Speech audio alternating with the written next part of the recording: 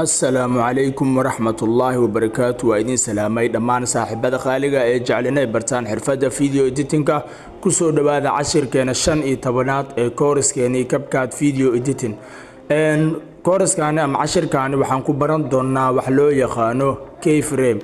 إن كي فريم رونانتي وبهالكاسير هالكاني كاغا موغلا أيا ليرادا gudaha aan galno application-ka Capcut asiga ayaan ka arki doonaa oo application-ka ayaan ku dhufani doonaa. Okay, ugu horreyn application-ka ayaan soo furanaynaa. Waxaynu sugaynaa intuu nagu soo muuqanayo wajhadiisa hore. Sidaad arkayso haddeer waxaa inoo soo muuqday wajhadii hore ee application-ka Capcut. Marka aad rabto inaad aragto keyframe-kaasi waxaad ku dhufan doontaa new project kadibna waxaad soo gashan doontaa muuqaal ayaad soo dooranaysaa. Okay, muuqaalkan ayaan tusaalahan soo dooranayaa kadibna aad ayaan ku dhufanayaa.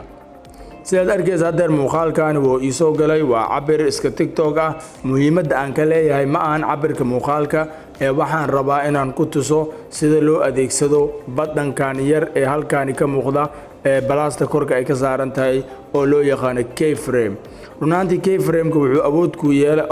oo ku siinaya inaad muuqaalkaaga soo zoom gareyso sidoo kale aad zoomta ka saari karto. Okay, aan ku dhufto tusaalahan muuqaalkaani haddeer qaybtaani dambaan iska jarayaa kadibna waan iska delete gareynayaa oo intaan ayaan reebanayaa. Okay, haddeer muuqaalka haddii aan taabto waxaa ii soo baxayo badhanka keyframe-ka balse haddii aan ka noqdo ima soo baxayo oo ima soo muuqanayo. Okay, muuqaalka aan taabto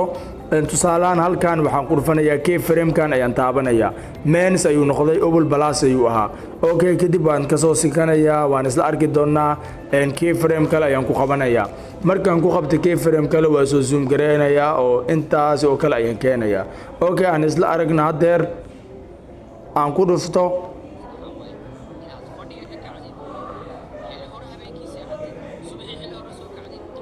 marka haddii aad rabto inaad zoomka ka bixiso haddana mar labaad keyframe ayaad ku qabanaysaa kadibna sidaas ayaad u celinaysaa oo markii keyframe-kan uu soo gaaro oo zoomka oo dhan wuu ka baxaya sidaas oo kale ayaan u yareynayaa. Okay,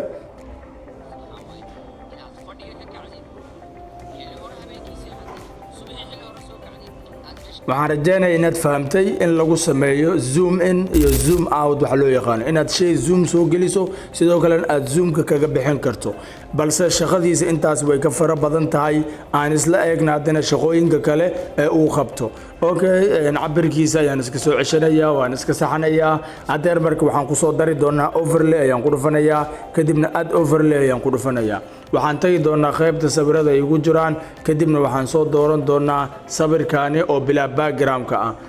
markaad sawirku soo darsanaysid waxaa fiican qaab bilaa background ah inaad ugu soo darsato haddii aad adeegsanayso keyframe-ka inta badan. haddii aad rabtan waa caadi kuwa background le waad adeegsan kartaa. Okay, sawirka markaad ku soo darsato meesha aad rabtid ayaad dhiganaysaa. haddeer sawirkaani waxaa rabaa inuu ka soo baxo qaybta hoose. Okay, keyframe ayaan halkan ku qabanayaa. Okay, minus ayaan ka dhigayaa halkaas kadibna sawirkaani bartaas ayaan u celin karaa. Okay, sidaas ayaan yeelayaa. kadib waan tagayaa halkan keyframe ayaan ku qabanayaa oo qaybtaani dhexe ayaan keyframe labaad ugu qabanayaa. keyframe-ka markaan ku qabto sawirkii ayaan soo saarayaa oo kor ayaan soo saarayaa ilaa xaddiga aan rabo. Okay, aan isla aragna wax yar waad u jeedaa haddeer sawirkii hoos waxa uu ka soo baxayo ayuu noqonayaa. Okay, keyframe-ka yacni wuxuu awood ku siinayaa wax waliba aad ku soo darsato inaad dhinaca midig geen karto bidix geen karto kor geen karto hoosna aad geen karto. Okay, haddeer hoos ayuu ka soo baxaya kadibna kor ayuu soo aadayaa. aan isla aragno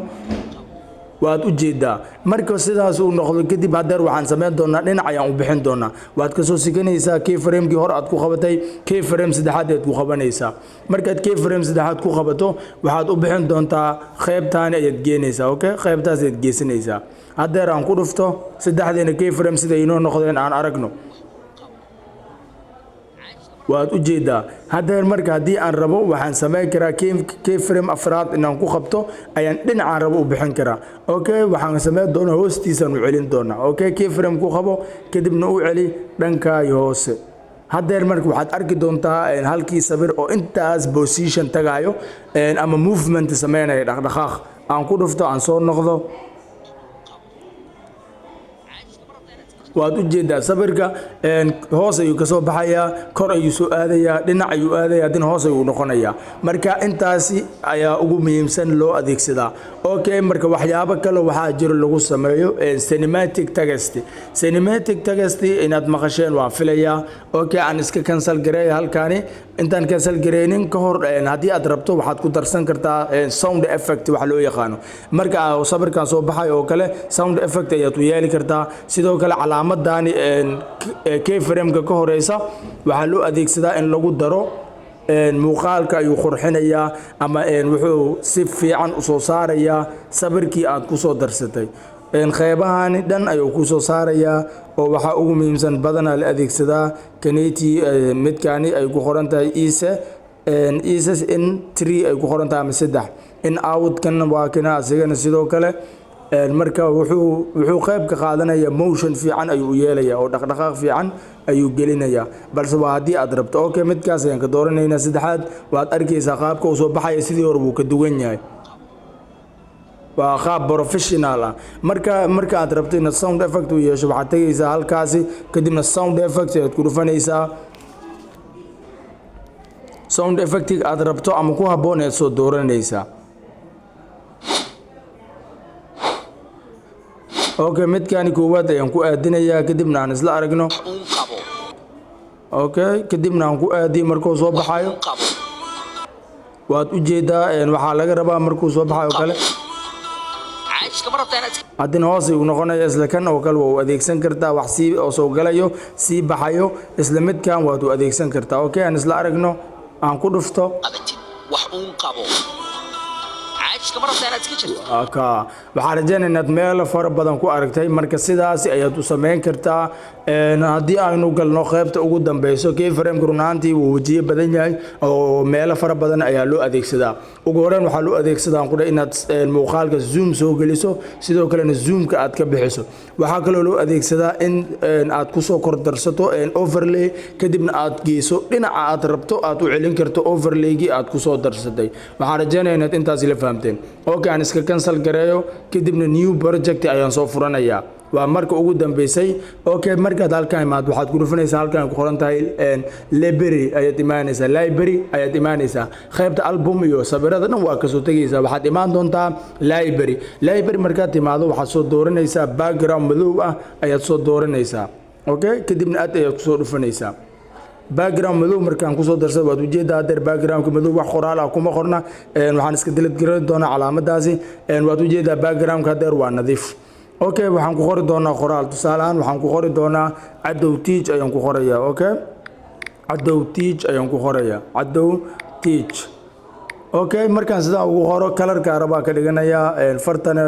kalarka araba markaa ka dhigto kadibna waxaan tagi doonaa qaybta fonts farta araba ayaa soo dooran doonaa farta way noocyo badan tahay oo noocaad rabtid ka soo dhigo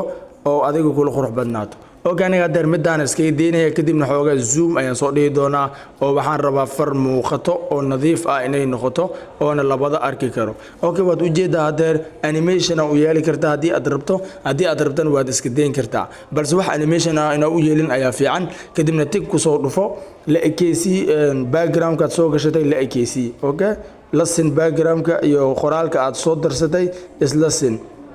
okay waad u jeedaa hadeer waad isla siman yihiin oo wax animation ma wada qoraalkii oo igu jira markaad sidaan yeesho soo degso export ku dhufo si toos ah u degso wax kale ha sameeyeen export ku dhufo hadeer sidaad arkayso wuu socdaa wuu inoo degayaa wuu degayjaa markuu muuqaalkaaga ku degay sidaas waad ka soo noqonaysaa kadib waxaad soo dooran doontaa new project mar kale waxaad soo dooranaysaa muuqaalkii aad hadaayo degsatay waa kana muuqaalka aan dejiyay ee aan rabo inaan ku sameeyo cinematic tag waxaad dooran doonaa kadib mask ayaynu dooranaynaa maski waxaad imaanaysaa qaybta mask marka aad timaado waxaad dooran doontaa qaybtan mirrorka hadii aysan ku doorneen midkaan horizontalka lama rabo midkaan mirrorka ay dooranaysaa marka aad doorato kadib labadaada gacan ay ku qabanaysaa labadaada suul sidaas ay u qalloocdinaysaa ilaa aad cabirkiisa ka dhigto 70 degree oo kale okay markaynu sidaas yeelno gadaal ayaynu geenaynaa oo halkaas ayaynu geenaynaa markaynu halkaas geeno waxaan ku qaban doonaa waxa loo yaqaano keyframe-ka ayaad ku dhufanaysaa kadibna tig ayaad soo dhahaysaa waad ka soo sikinaysaa keyframe-kaasi waxaad imaan doontaa qaybtaani wax yar intaadan gaarin ugu dambayska waad soo qabanaysaa waad soo jiidaysaa waxaad geen doontaa inta aadan horta sidaas yeelin halkan waxaad ku qaban doontaa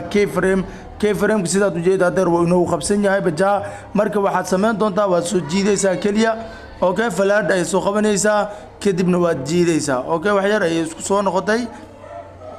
aan iska saxno 70 degree oo kale ayaa ugu fiican kadibna gee ilaa iyo geeskaasi gee waad u jeedaa hadeer waan geeyay kadibna waad ku dhameynaysaa haddii aad rabtana inaad halkaani tagto ayaad waxaad ku qaban kartaa keyframe saddexaad inaad ku qabato ayaad xoogaa waxaad ka dhigaysaa qof dib u soo celinayo ayaad ka dhigi kartaa okay kadib tig aan dhahno aan aragno sida uu ku soo baxay